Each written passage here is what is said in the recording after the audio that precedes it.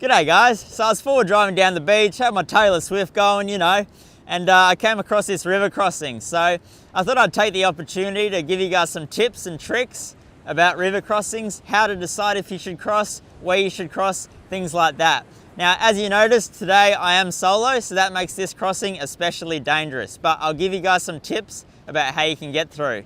Now, obviously you are gonna have to get your feet wet, so the best thing you can do is actually walk across the crossing and find the hardest ground.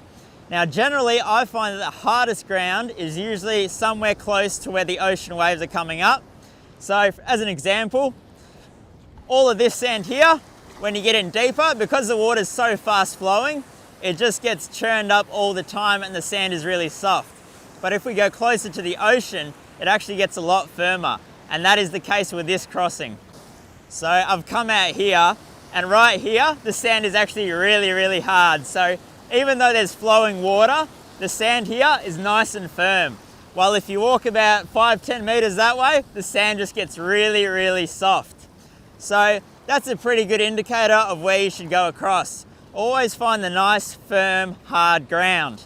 Now, another thing is to take into consideration is how deep the water is. As you can see, this water is pretty much halfway to my knee, so it's actually not that deep. If it was at my knee, I'd be a lot more hesitant to try this crossing, but based on the fact it's not that high, I'm not really too worried about the depth. Now, if you don't have a snorkel, that is another thing to take into consideration, because if you hit the crossing hard, get some water into your airbox, you could virtually hydrolock your car. So if you don't have a snorkel, I probably wouldn't advise it if the water's any higher than this crossing. Now, that being said, I'm pretty confident in this crossing. I've found out where the nice hard ground is.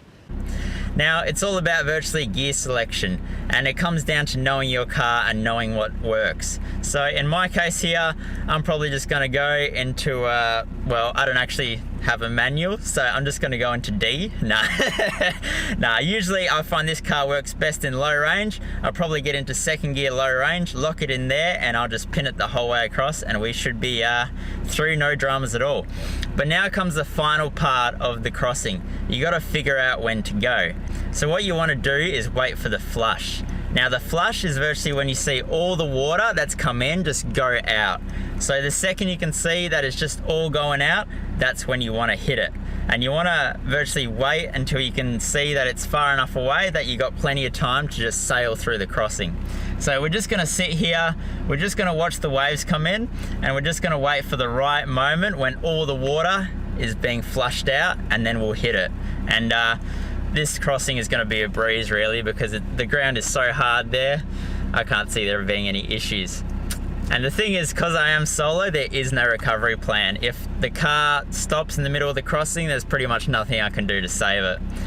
So that is the advantage of being with a group of people. In situations like this, you can have a couple of snatch straps hooked up together, and then you can just be ready on one side to pull the vehicle out if anything goes wrong. So it's always good to have a recovery plan in place, but today there is none. Now, if you're not sure, the best thing to do is just to wait. Even if you miss a couple of flushes, you can just learn how this particular crossing works, and you can figure out when the right time to go is. So it's not worth being impatient, because if you stuff it up, you could lose your car. So it's not really an option, if you ask me.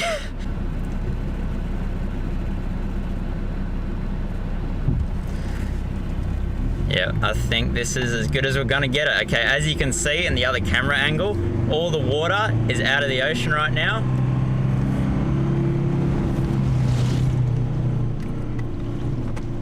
Okay, awesome stuff. And we're through, no dramas at all. I got home and I was looking at this footage, and I thought it'd be a really, really good way to show you guys virtually when the best time to go is. So right now, it's the flush pretty much. All the water's out in the ocean. The water level in the river is pretty low. You got virtually dry land either side. Pretty good time to go right then. But as you can see, now we got that first wave coming in. So now's the worst time you could go. Water level's high, a lot of salt water around. So let's skip forward to virtually the next time when you could go. So water level's kind of dropping a bit, going out. Okay, awesome. So right now, if you went, you could probably sail through. You'd probably have about 10 seconds to get across. Water level's pretty low, not really a bad time to go, but you can get better than that. So let's just kind of skip forward to the next time when you could go. You can see all the water's come in, and now it's starting to go out. And as you can see, the ocean is right out there. Now, in the next couple of seconds, the water level is going to drop right down. You can see that left bank is becoming really defined. There's no water over it. And the water level has just dropped in the river. You got plenty of time before the ocean comes back up. So right now is the ideal time to go through. If you started going now, it's too late already because that next wave is coming in already. But just show you guys what the flush actually looks like. That was it right then. That would have been the ideal time to just sail through.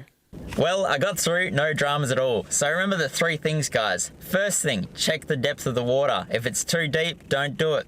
Second thing, find the hardest place to cross. So in my case, it was right by the ocean's edge. Even though it doesn't feel natural going so close to the ocean, if the ground's harder, it means you got a better chance of getting through as long as there's no water. Third thing, wait for the flush. For when all the water has gone out. That's your time to shine and get on through. And the fourth thing, if it looks too deep, if you're not sure if your car can do it, just leave the crossing. Go back the way you came, because that way you get to keep your car for another day of forward driving instead of losing it to the ocean. Anyway guys, thanks for watching this video. I hope you guys picked up a thing or two, and we'll catch you guys in another one, eh? See ya. Hopefully we don't run out of film before the right time comes, eh? Seek adventure!